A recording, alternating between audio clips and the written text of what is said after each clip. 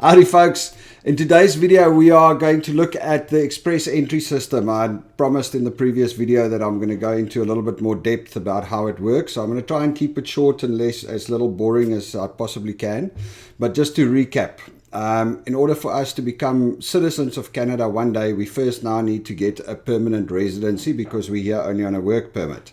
To get a permanent residency, there's a few steps we need to take, or there's three different things that we need to get sorted. Number one is the express entry system. It's a skilled workers program for Canada immigration. And that's the thing we're going to discuss in the video today. It's a points-based system. What you do is you have to apply. If you reach a certain number of points, you're allowed to apply, and then you go into a giant pool. And that's like the first step. That's like the holding pool. From there, they have regular draws, and so they select the top people, and those people get invited to immigrate to Canada. But our points is enough to get into the pool. But once you're in the pool, there's a different rating system out of 1,200 points that they use to see where you fit into this pool, your ranking, and they only take the top people. So you can get into the pool and sit there for 12 months until it expires and never get invited. But that's a different video. All right, so let's get cracking. Oh, the other thing is the BC, the provincial nomination system, but that's also something different. What we're going to do today is we're going to talk about the express entry pool. So I'll put the link below the video, but what you're going to do is you're going to go and Google for express entry points grid, and you're going to get to the Canada immigration website, canada.ca. We're going to click on the, that's the CRS, sorry, that's the ranking system. We want to click on 6 selection factors, federal skilled worker program. Now that's the pool that I said that you need to get in. That's the step one. If you're not in that pool, the rest doesn't happen. There are other ways, but this is, most people come in through this. So on this point, basically there's 100 possible points that you can score, overall score out of 100, and you need to get 67 to qualify to apply. And that's the bottom line. We need to hit 67 points. So let's get cracking. There's 6 different selection factors that they select you or that they score you on. Language skills, education points, work experience, age, arranged employment, and adaptability.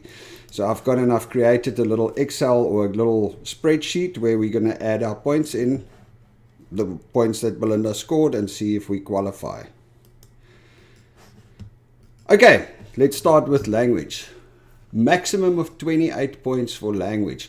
In order to score the points for language, you need to go and write a test. So you can either write the Canadian Language Benchmark Test, CLB, or you can write the IELTS. Now, Belinda went and wrote the IELTS. I'm still going to have to go and do it.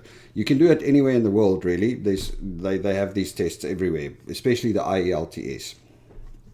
So Belinda wrote the IELTS, which is slightly more difficult than the CLB, but the points also, the points count more as well. But it's not difficult. It's, you know, it's fairly simple to score okay. Belinda did exceptionally well, which isn't that simple, but it was like really amazing. You'll see why now. So here's your points grid. CLB level 9 or higher gets 6 points for each of the 4 different areas that they score you on. Now, because Belinda did the IELTS, we're going to have to go to some converter. Just Google converter. There's plenty of them all around the internet. I just got onto this one. So Belinda scored 8 for reading, 9 for speaking, 9 for listening, and 7 for writing. It's out of 9 is what you can score for. So she did really well. So the equivalent in CLB is 10, 12, 12, 9. So what that means is she's got level 9 or higher across the board, which means we get 24 points there. Boom. That is so essential that you score well, because those points is going to make the difference for a lot of people. Now you would notice that there's a maximum of 28.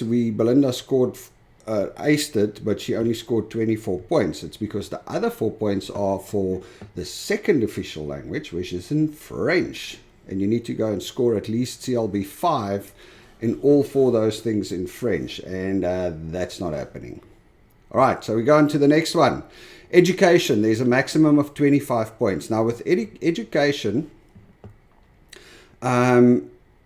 you have to have your qualification verified by a organization. There's designated organizations. You send them your qualification and they verify it. Let's click on how to read your report. This is where you're going to go see how many points you get. And this freaked me out a bit. I could not find where the points grid was because the site is sometimes a little bit silly.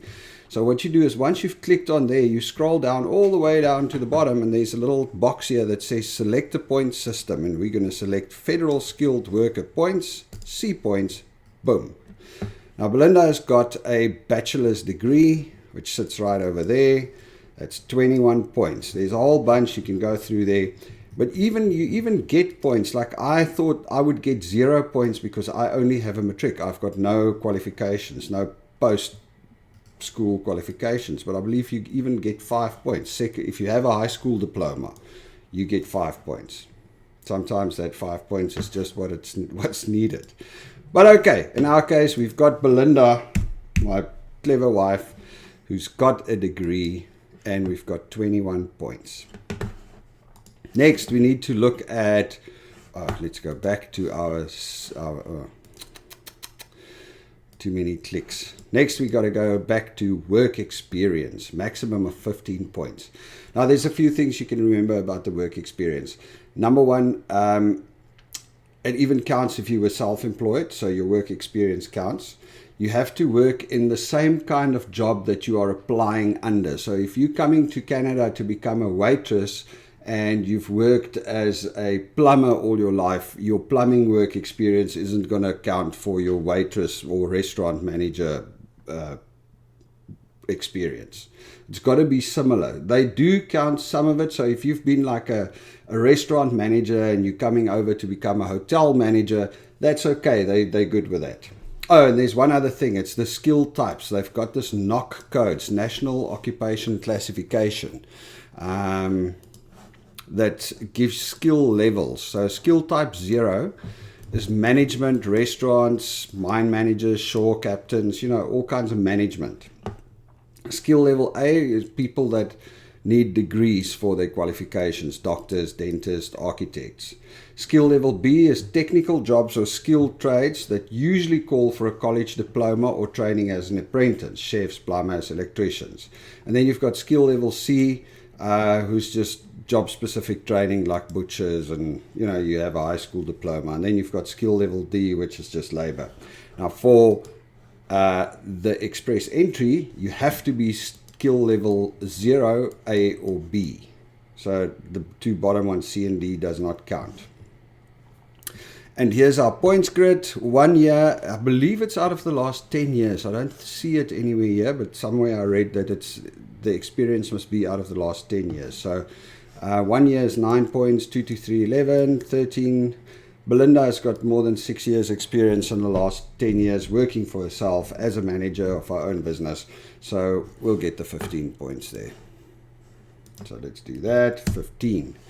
Right, now we go to the tough one for us, age. You get points for age. 18 to 35, 12 points, and from there on it gets progressively worse.